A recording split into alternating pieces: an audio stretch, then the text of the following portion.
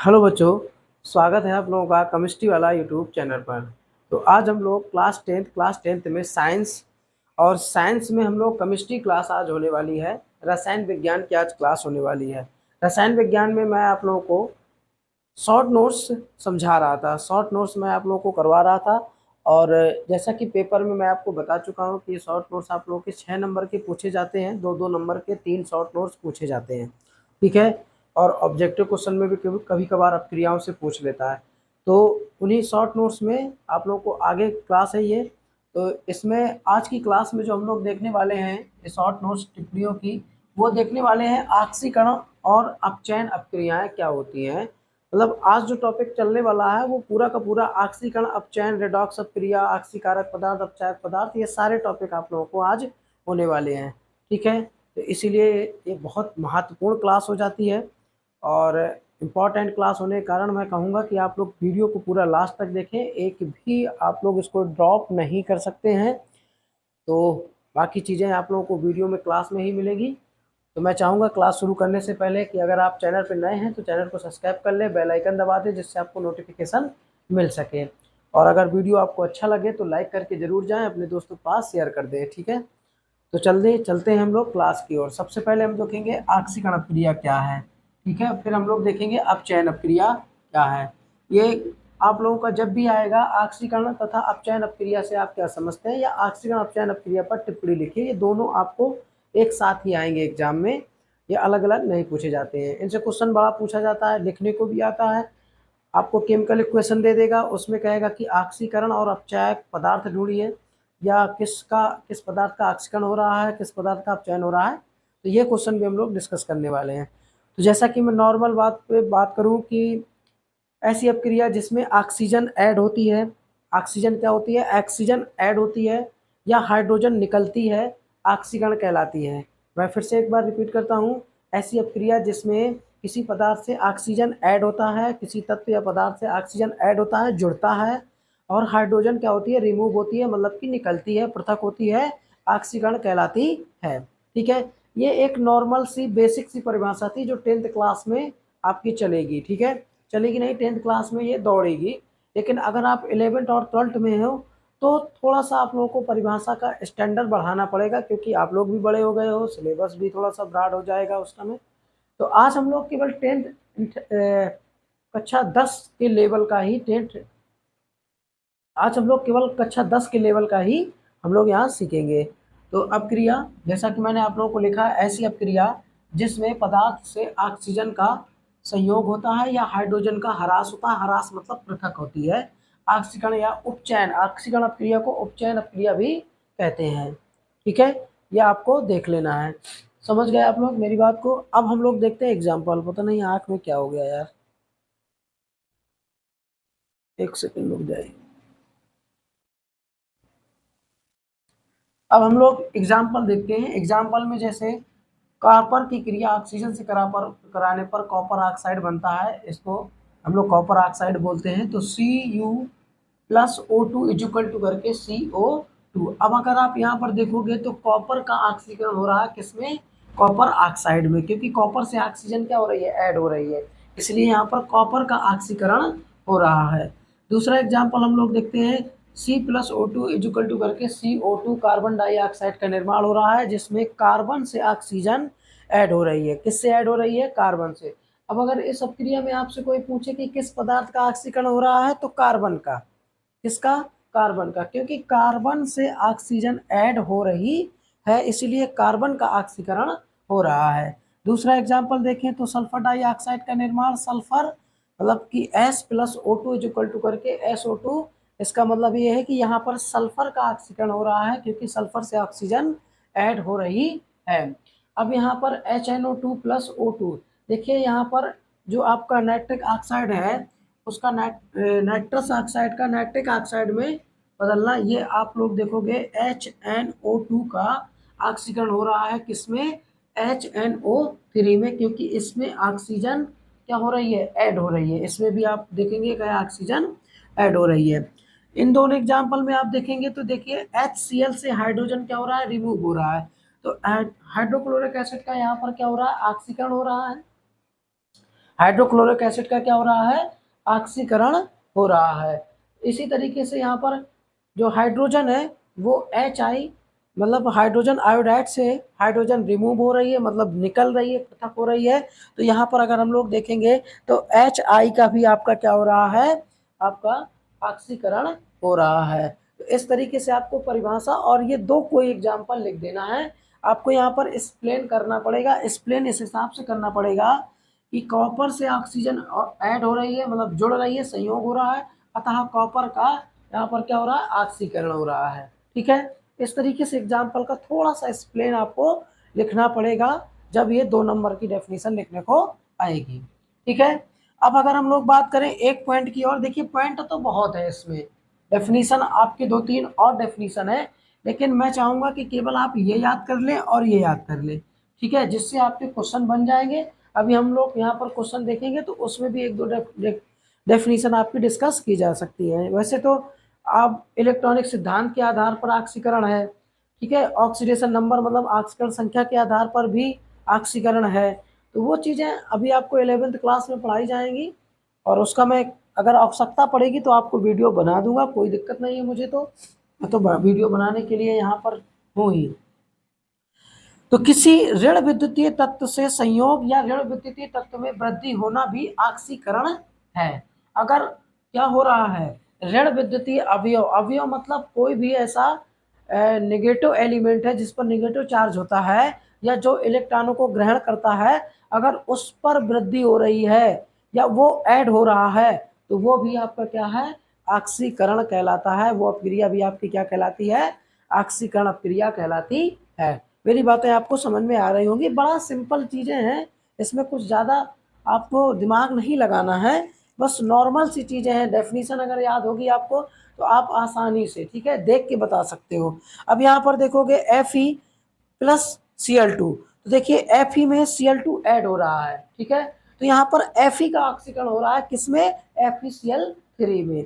इस तरीके से यहाँ पर SnCl2 SnCl4 में कन्वर्ट हो रहा है, तो स्टेनस क्लोराइड का जो ऑक्सीकरण हो रहा है वो किसमें, SnCl4 में हो रहा है। तो ये दोनों आपको एग्जाम्पल याद रखने हैं।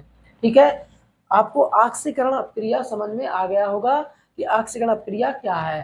ठीक है, ऐसी अपक्रिया जिसमें ऑक्सीजन का संयोग होता है, हाइड्रोजन का पृथक होता है, ऑक्सीकरण कहलाती है।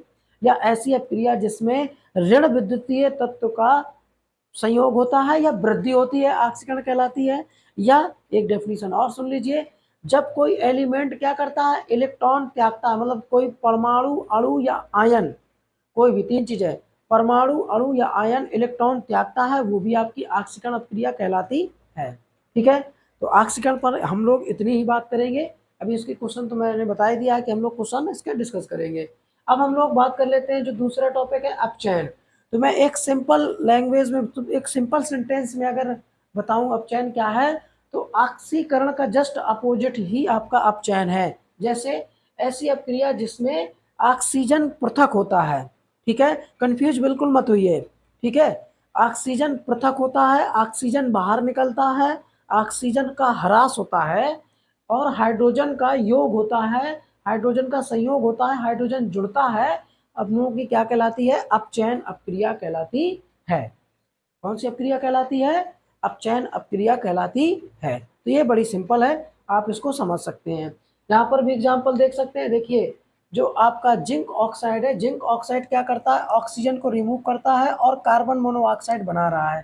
तो यहाँ पर देखिए जिंक ऑक्साइड से ऑक्सीजन निकल रहा है, तो जिंक ऑक्साइड का क्या हो रहा है, अपचयन हो रहा है। और ऑक्सीकरण किसका हो रहा है, कार्बन का, क्योंकि कार्बन से कार्बन में ऑक्सीजन ऐड हो रही है, तो इसमें दोनों चीजें हो रही हैं, ऑक्सीकरण और अपचयन भी। ठीक है, यहाँ पर भी ऐसा ही है कुछ मामला कि CuO, ठीक है, कॉपर ऑक्साइड से ऑक्सीजन रिमूव हो रहा है और हाइड्रोजन पर ऐड हो रहा है। तो यहाँ पर आपका क्या है, कॉपर का अपचयन हो रहा है, कॉपर ऑक्साइड का अपचयन हो रहा है कॉपर में। ठीक है, कॉपर ऑक्साइड का अपचयन किस में हो रहा है, कॉपर में। यहाँ पर आप देखोगे कि हाइड्रोजन सल्फर से ऐड हुआ है। ठीक है, जो तीसरा एग्जाम्पल है वो क्या है, हाइड्रोजन सल्फर से ऐड हुआ है, सल्फर डाइऑक्साइड बनाया है, या हाइड्रोजन, सॉरी सल्फर डाइऑक्साइड नहीं, हाइड्रोजन सल्फाइड बनाया है। तो यहाँ पर आपका क्या है कि सल्फर का अपचयन हो रहा है H2S में, क्योंकि सल्फर से हाइड्रोजन क्या हो रहा है, ऐड हो रहा है। और नाइट्रोजन, यहाँ पर नाइट्रोजन का अपचयन हो रहा है, क्योंकि नाइट्रोजन में हाइड्रोजन ऐड होके अमोनिया का निर्माण हो रहा है। इसी तरीके से यहाँ पर आपका क्या है कि नाइट्रोजन का अपचयन हो रहा है। ये बातें आपको मेरी ध्यान रखनी पड़ेंगी। अब मैं अगर बात करूं कि इसमें एक पॉइंट की और, तो धन विद्युतीय तत्व का योग, मतलब जिस एलिमेंट पर पॉजिटिव चार्ज होगा अगर वो किसी के साथ जुड़ रहा है तो वो भी आपकी अपचयन अपक्रिया है। ठीक है, अगर धन विद्युतीय तत्व, धन विद्युतीय अवयव, ठीक है, क्या हो रहा है, वृद्धि या ऐड हो रहा है, तो वो भी आपका क्या है, अपचयन अपक्रिया है। यहाँ पर देखेंगे आपका कॉपर क्लोराइड, मतलब आपका कॉपर क्लोराइड में कॉपर ऐड होके यहाँ पर क्यूप्रस क्लोराइड बनाता है Cu2Cl2, ये 2C2 काट भी सकते हो आप। यहाँ पर देखिए HgCl2 में Hg आपका ऐड हो रहा है, तो इसीलिए यहाँ पर जो HgCl2 है वो क्या है, उसका अपचयन हो रहा है, उसका क्या हो रहा है, अपचयन हो रहा है। यहाँ पर आपका CuCl2 का अपचयन हो रहा है। ठीक है, ये आपको बात ध्यान रखनी है। ठीक है, ऑक्सीकरण अपचयन आपको समझ में आ गया होगा, आप लोग नोट कर सकते हैं और लर्न कर सकते हैं, बड़ा सिंपल मैंने आप लोगों को समझाया है। ठीक है, आपको केवल ये याद रखना है कि किस में हाइड्रोजन रिमूव होगा, किस में ऐड होगा। ठीक है, मतलब एक डेफिनेशन अगर आपको याद हो गई तो दूसरी आप बना सकते हो कॉन्सेप्ट क्लियर करके। ठीक है, जैसे ऑक्सीकरण में क्या कह रहा है, ऑक्सीजन का योग हाइड्रोजन का ह्रास, इसमें क्या कह रहा है, ऑक्सीजन का ह्रास और हाइड्रोजन का योग। ठीक है, सिंपल है। तो अब हम लोग बात करेंगे रेडॉक्स अपक्रिया की। तो रेडॉक्स अपक्रिया की परिभाषा आप लोग सुन सकते हैं और उसको लिख सकते हैं, मैं आपको बता रहा हूँ। रेडॉक्स अपक्रिया ऐसी अपक्रिया जिसमें ऑक्सीकरण और अपचयन दोनों एक साथ होते हैं। ठीक है, ऐसी रासायनिक अपक्रिया जिसमें ऑक्सीकरण और अपचयन दोनों एक साथ होते हैं रेडॉक्स अपक्रिया कहलाती है। ठीक है, आप लोगों को मैं बोल रहा हूं, आप लोग उसको नोट डाउन कर सकते हैं, लिख सकते हैं कि ऐसी अपक्रिया, ठीक है, ऐसी अपक्रिया जिसमें ऑक्सीकरण और अपचयन दोनों एक साथ होते हैं रेडॉक्स अपक्रिया कहलाती है। हम लोग यहाँ पर एग्जाम्पल देखेंगे रेडॉक्स अपक्रिया का, एक एग्जाम्पल देखेंगे। एक तो आपके सामने ही लिखा है, देखिए ये दो एग्जाम्पल आपके सामने ही लिखे हैं, एक आपका ये भी है और एक एग्जाम्पल और हम लोग देखेंगे रेडॉक्स अपक्रिया का। जैसे यहाँ पर Fe, ठीक है, यहाँ रेडॉक्स अपक्रिया का एग्जाम्पल,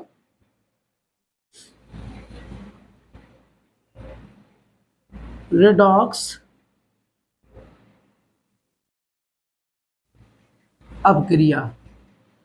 ठीक है, मैंने डेफिनेशन आपको बता दी, आप नोट कर सकते हैं। ऐसी अपक्रिया जिसमें ऑक्सीकरण और अपचयन, ऑक्सीकरण और अपचयन दोनों क्या होते हैं, दोनों एक साथ होते हैं, आपकी रेडॉक्स अपक्रिया कहलाती है। अब यह का एग्जाम्पल अगर हम लोग अब देखें तो FeCl3 की क्रिया SN, ठीक है, रेडॉक्स अपक्रिया का एग्जाम्पल FeCl3 की क्रिया प्लस SnCl2 से कराते हैं और FeCl2 बनाते हैं, FeCl2 बनाते हैं और SnCl4 बनाते हैं। ठीक है, तो यहाँ पर अगर देखोगे, देखिए ये आपका ऋण विद्युतीय तत्व, मतलब क्लोरीन दोनों में ऋण विद्युतीय तत्व है, तो SnCl2 से SnCl4 बन रहा है, तो इसमें ऋण विद्युतीय तत्व में क्या हो रही है, वृद्धि हो रही है। और ये क्या है आपका, ये आपका ऑक्सीकरण हो रहा है, क्या हो रहा है, ऑक्सीकरण हो रहा है। ठीक है, और इसका आपका क्या हो रहा है, अपचयन हो रहा है। तो दोनों अपक्रियाएं यहाँ पर क्या हो रही हैं, दोनों अपक्रियाएं एक साथ हो रही हैं, अर्थात ये एक रेडॉक्स अपक्रिया है। ये क्या है, एक रेडॉक्स अपक्रिया है। ठीक है, अब अपक्रिया में जैसे हम लोग बात करें ऑक्सीकारक और अपचायक पदार्थ की, इसको मैं साफ कर लेता हूँ, फिर इसके बाद आपको ऑक्सीकारक और अपचायक पदार्थ आपको समझाता हूँ बढ़िया। फिर हम लोग एक ठो क्वेश्चन भी करेंगे और उसमें तो अब हम लोग क्या करेंगे, देखते हैं ऑक्सीकारक और अपचायक पदार्थ। तो ये भी एक इम्पॉर्टेंट टॉपिक है जो आप लोगों के निकालने के लिए बोर्ड पेपर में आता है। ठीक है, तो अब अगर हम लोग यहाँ पर बात करें आक्सीकारक तथा अपचायक पदार्थ की, तो आक्सीकारक और अपचायक पदार्थ में देखिए ध्यान से सुनिए, आक्सीकरण और अपचयन अपक्रिया में जिस पदार्थ का आक्सीकरण होता है, ठीक है, जिस पदार्थ का आक्सीकरण होता है तथा वह दूसरे पदार्थ को अपचयित करता है, अपचायक पदार्थ कहलाता है। मतलब जिसका आक्सीकरण होगा वो अपचायक पदार्थ होगा अपक्रिया में, ठीक है, क्या होगा, अपचायक पदार्थ होगा। और जिसका अपचयन होगा, ठीक है, जबकि जिस पदार्थ का अपचयन होता है और वह दूसरे पदार्थों को ऑक्सीकृत करता है, ऑक्सीकारक पदार्थ कहलाता है। देखिए इस डेफिनेशन को आप अभी इसको लिख लीजिए। अब मैं एग्जाम्पल से आपको बताता हूँ, नहीं तो आप कंफ्यूज हो जाओगे, ठीक है। जैसे यहाँ पर अपक्रिया अभी मैंने ली थी, एक रिडॉक्स अपक्रिया FeCl3 plus SnCl2 is equal to करके FeCl2 SnCl4, एक अपक्रिया यहाँ पर मैंने ली हुई है। अभी मैं आपको और अपक्रियाएं लूंगा जिसमें आपको ये सारी चीजें मैं बताऊंगा कैसे हैं। देखिए अब यहाँ पर सबसे पहले इस अपक्रिया में हम ये देखते हैं कि किसका ऑक्सीकरण हो रहा है और किसका अपचयन हो रहा है, फिर हम इसके बाद पदार्थ देखेंगे, ठीक है। समझ में आ गई बात। तो देखिए SnCl2 में यहाँ पर Cl कितने हैं, 2 हैं, यहाँ पर कितने हैं, 4 हैं, अर्थात अपक्रिया में इसका क्या हो रहा है, आपका ऑक्सीकरण हो रहा है। इसका क्या हो रहा है, ऑक्सीकरण हो रहा है। क्यों, क्योंकि इसमें ऋण विद्युतीय अवयव में वृद्धि हो रही है, ठीक है। ऋण विद्युतीय अवयव में वृद्धि मतलब कि ऋणात्मक जो तत्व है उसमें अगर वृद्धि हो रही है तो वो भी आपकी ऑक्सीकरण होती है, ये मैं आपको बता चुका हूँ। तो इसका ऑक्सीकरण हो रहा है, तो इस पदार्थ का जरा सी बात है कि ये क्या होगा, अपचयन होगा। क्यों होगा, क्योंकि यहाँ पर देखिए ऋण विद्युतीय तत्व में कमी हो रही है, ठीक है। यहाँ पर FeCl3 है, बैलेंस करेंगे तो यहाँ 2 लगाना पड़ेगा। अब यहाँ पर क्या है, FeCl3 है, यहाँ पर FeCl2 है, ठीक है। तो इसका क्या हो रहा है, अपचयन हो रहा है और इसका ऑक्सीकरण हो रहा है। तो अपक्रिया में जिसका अपचयन होता है वो आपका ऑक्सीकारक पदार्थ होता है, ऑक्सीकारक पदार्थ होता है, ठीक है। ये मुंबई है भाई, लोग जहाँ नहीं होते वहीं होते, जो है वो नहीं है, ये डायलॉग याद रखना है। जो अपक्रिया में जो है वो नहीं है, मतलब अगर किसका अपचयन हो रहा है तो वो अपचायक पदार्थ नहीं है, वो कौन सा पदार्थ है, वो ऑक्सीकारक पदार्थ है। अब यहाँ पर इसका अब क्या हो रहा है, ऑक्सीकरण हो रहा है, तो ये कौन सा पदार्थ हो जाएगा, अपचायक पदार्थ हो जाएगा, ठीक है। डायलॉग याद रखना है, जो है वो नहीं है। ये मुंबई है भाई, लोग जहाँ नहीं होते वहीं होते हैं, इसीलिए डायलॉग आपको याद रखना है, कौन सा, जो है वो नहीं है। मतलब कि अपक्रिया में जिसका ऑक्सीकरण होगा तो वो कौन सा पदार्थ होगा, वो आपका अपचायक पदार्थ होगा, ठीक है। और जिसका अपचयन होगा वो कौन सा पदार्थ होगा, वो आपका ऑक्सीकारक पदार्थ होगा। ये बात आपको याद रखनी है। अब मैं एक अपक्रिया और लेता हूँ जिसमें आप लोगों को मैं समझाऊंगा किसका ऑक्सीकरण हो रहा है और किसका अपचयन हो रहा है, ठीक है। और किस पदार्थ, कौन सा आपका ऑक्सीकारक पदार्थ है, कौन सा आपका अपचायक पदार्थ है। तो ध्यान से, अब मैंने आप लोगों के लिए ये अपक्रिया ली हुई है। अब इस अपक्रिया में रासायनिक समीकरण में आप लोगों को क्या करना है, इसमें आपको कौन से पदार्थ का ऑक्सीकरण हो रहा है और कौन से पदार्थ का अपचयन हो रहा है, मतलब ऑक्सीकरण अपचयन भी निकालना है और ऑक्सीकारक पदार्थ और अपचायक पदार्थ भी निकालना है, मतलब चारों चीजें निकालना है आपको, ठीक है। कौन कौन सी चीजें निकालना है, पॉइंट नंबर 1 आपका ऑक्सीकरण, ठीक है, ऑक्सीकरण निकालना है। पॉइंट नंबर 2 आपको अपचयन निकालना है। आपको पॉइंट नंबर 3 आपको ऑक्सीकारक पदार्थ निकालना है। आपको क्या करना है, ऑक्सीकारक पदार्थ निकालना है और आपको अपचायक पदार्थ भी निकालना है। तो चारों चीजें आपको फाइंड करना है, यहाँ पर ये ध्यान रखना है। तो जैसा कि मैं ऑक्सीकरण और अपचयन की परिभाषा से बता चुका हूँ कि अपक्रिया में, जैसा कि मैं आपको ऑक्सीकरण और अपचयन की परिभाषा से बता चुका हूं कि अपक्रिया में अगर ऑक्सीजन का संयोग होता है, ऑक्सीजन ऐड होता है तो ऑक्सीकरण है, हाइड्रोजन निकलता है तो ऑक्सीकरण है। अपचयन क्या है, ऑक्सीजन निकलता है। तो दोनों आप लोगों के उल्टे रहेंगे, परिभाषा को दिमाग में रखेंगे फिर इसको सॉल्व करेंगे। देखिए अब यहाँ पर CO की क्रिया करा रहे हैं तो Fe प्लस कार्बन डाइऑक्साइड बन रही है। ठीक है, तो अब अगर हम लोग यहाँ पर देखें तो देखिए Fe किस में कन्वर्ट हो रहा है आपका, मतलब Fe2O3 किस में कन्वर्ट हो रहा है, Fe में, और कार्बन मोनोऑक्साइड किस में कन्वर्ट हो रही है, कार्बन डाइऑक्साइड में। यहाँ पर देखोगे कि ऑक्सीजन बढ़ जा रहा है, CO से CO2 हो जा रहा है, तो अब क्रिया में यहाँ पर क्या हो रहा है, इसका ऑक्सीकरण हो रहा है। क्या हो रहा है, ऑक्सीकरण हो रहा है। क्यों, क्योंकि इसमें ऑक्सीजन ऐड हो रहा है। और मैंने आपको बताया है कि अगर अपक्रिया में ऑक्सीजन ऐड होता है तो वहां पर क्या होता है, ऑक्सीकरण होता है। ठीक है, अब यहाँ पर अगर आप देखोगे तो ऑक्सीजन इससे निकल रहा है, Fe2O3 से ऑक्सीजन रिमूव हो रहा है, तो ऑक्सीजन का रिमूव होना क्या होता है, अपचयन होता है। तो अपक्रिया में ये क्या हो रहा है, एक किसका क्या है, अपचयन है। ठीक है, और मैंने यहाँ पर देखिए जिन पदार्थ का ऑक्सीकरण होता है, ठीक है, और वो दूसरे पदार्थों को अपचयित करते हैं, अपचायक पदार्थ होते हैं, मतलब कि जिनका ऑक्सीकरण होगा वो कौन से पदार्थ होंगे, अपचायक पदार्थ होंगे। तो ये आपके क्या हो जाएगा, अपचायक पदार्थ हो जाएगा। ठीक है, अपचायक पदार्थ होगा। ठीक है, और ये आपका क्या हो जाएगा, ऑक्सीकारक, ऑक्सीकारक पदार्थ हो जाएगा। ठीक है, तो इस तरीके से आप किसी अपक्रिया में ऑक्सीकरण और अपचायक पदार्थ भी निकाल सकते हो, ऑक्सीकारक भी निकाल सकते हो, अपचायक पदार्थ भी निकाल सकते हो, ऑक्सीकरण भी निकाल सकते हो, अपचयन भी निकाल सकते हो। ठीक है, तो ये आपको बहुत ध्यान से देखना पड़ेगा। ठीक है, क्यों, क्योंकि कन्फ्यूजन वाला मामला रहता है, दोनों एक साथ रहते हैं। तो आप लोग लिखिए, पेशेंस रखिए, ध्यान से पढ़िए, इसको आपको समझ में आ जाएगा। ठीक है, ना समझ में आए कमेंट बॉक्स में आप बता सकते हैं, कमेंट बॉक्स आपको आप ही लोगों के लिए खुला है, वहाँ पर टिकट टिप्पणी आप कर सकते हैं।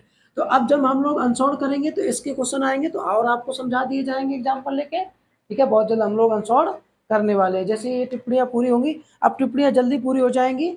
और हम लोग फिजिक्स में अब विद्युत पढ़ने वाले हैं, विद्युत, फिजिक्स में क्या पढ़ने वाले हैं, विद्युत। और जैसा कि मैंने आप लोगों को ऑफलाइन क्लास के बारे में बता दिया था कि ऑफलाइन क्लास में हम लोगों की मैराथन क्लास टाइम उनका फिक्स हो गया है, 15 तारीख के बाद कभी भी मैराथन क्लास आपकी चल सकती है, 15 तारीख के बाद आपकी मैराथन क्लास आप लोगों की शुरू हो जाएंगी। तो उसके लिए आप लोगों को मैंने पहले ही बता दिया है, आप लोग तैयार हो सकते हैं। अपनी तैयारी को गति देने के लिए, तैयारी को बेहतर करने के लिए आप मैराथन क्लास ज़रूर आएँ, क्योंकि फ्री ऑफ कॉस्ट है, उनको आप देख सकते हैं, आके पढ़ सकते हैं, और टेस्ट भी ज़रूर देने आए। तो बहुत बहुत आपका धन्यवाद, आज की वीडियो में इतना ही, मिलते हैं आप हम लोग अगले टॉपिक और अगले वीडियो में। मैं जाने से पहले आपसे एक छोटी सी रिक्वेस्ट करूंगा कि अगर आप चैनल पे पहली बार हैं तो चैनल को सब्सक्राइब करें, वीडियो को लाइक करें, शेयर करें। बहुत बहुत आपका धन्यवाद।